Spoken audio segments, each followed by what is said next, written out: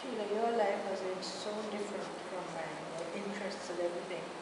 And I really would like to know how you started, how you got involved in the area youth foundation. Okay. Well, as you know, I was always involved in drama and theatre. And for a long time I was involved in a company in Jamaica called the Company Limited, a theatre company. We used to put on plays, put on stage readings up at the university on a Sunday morning. And then one day I found out about a play by Sheila, the very famous African Nobel laureate. And when I read about the play, it was called The Beatification of an Area Boy.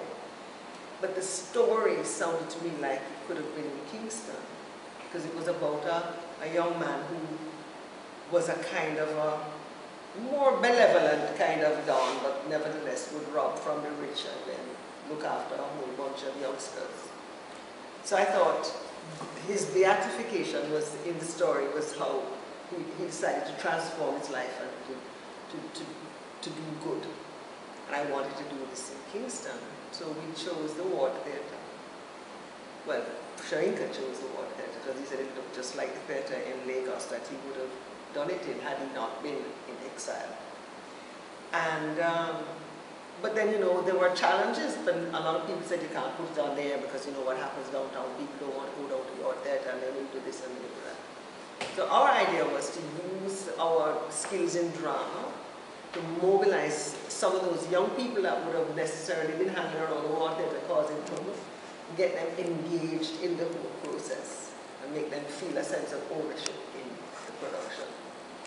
And so we put together a team of artists and we went out like Pied Pipers all over the city and we put on street side performances in Tel Aviv and Rima and Dunkirk and all of these communities.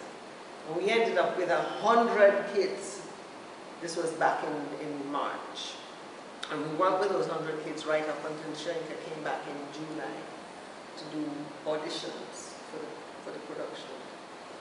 And we were able to engage Heart through Robert Gregory, the head of Heart at the time, and production of the beatification of everybody became a special training project in the entertainment industry. So the young people who persevered, Shainka selected 12 of them as actors, and the rest were apprenticed to the lighting, sound, stage direction, costuming, and that first cohort of kids are right now, 15 years later, they're grown up, they have families, they have professions, they're all over the world, they're excelling in all kinds of fields.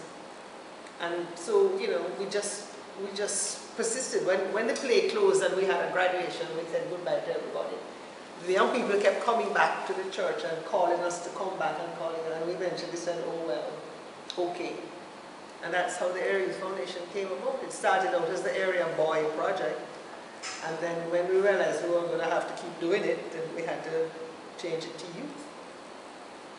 How long was this started? It's been 15 years now.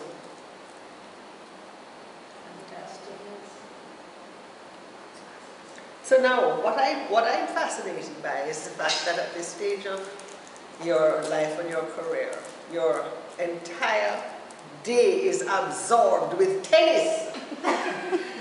How did you want to hear her? She can rattle off all the multisyllabic Eastern European names of the tennis players and tell you who is seeded where. Work on the idol. the idol Norwich. No. Yeah, so who is #1 seed now? Djokovic is #1. Oh, there you go. And who is your favorite tennis player? Federer, of course. And have you gotten over your aversion to Nadal? No, I don't dislike Nadal. Oh, okay. Because I think he's a sweet little fella. Anyway, enough of tennis. Why? What amazes me is that when I hear the places she goes into, I don't even know where they are. I don't even know where these places are. And I wouldn't dare to try to go there because I wouldn't get very far. They would chase me. Do you know what I found? I found that, you know, once people in a community feel that you're there because of an interest that is going to help the young people to get ahead. They're very, very supportive. Another aspect of this area she's involved with so many young people. It's not just the art side of it. One falls ill, one gets into some form of trouble, and Sheila is there. But what you gonna do? You know, she mothers it. The big to-do down in, was it the time with Dudus? The Tivoli Gardens Yes. incursion. And the one fellow, she was so worried about him. Eventually he managed to get away. And she brought him up to her house and kept him there. I really suffered through that because the young people were on the phone to me the whole time and they were so frightened. And I was watching the news one night and I literally saw one of them get shot in the back. I mean, you have just no idea. We took a group of 30 of them to London. We performed all over the UK. They were treated like ambassadors, and when they came back home, they were rounded up, they were taken into camp, they were processed, it's just unbelievable what we do to our young people. It's not possible to be involved and not be involved, you know. What would be your tip for present-day students attending St. Andrew High and the use of this space, the creative space, the museum? The museum? Yeah.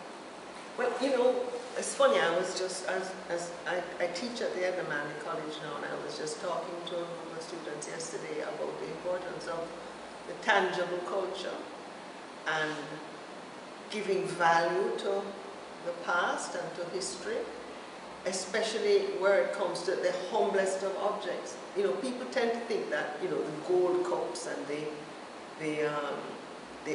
things that attract accolades are what is important in a museum, but it's not. And I think one of the things that I would find fascinating, as Dr. Ashley had said, we were taught to serve. And I'm sure that if we could find the many million ways in which St. Andrew girls have contributed and have served this country, that could be a nice research project for the students. Yes.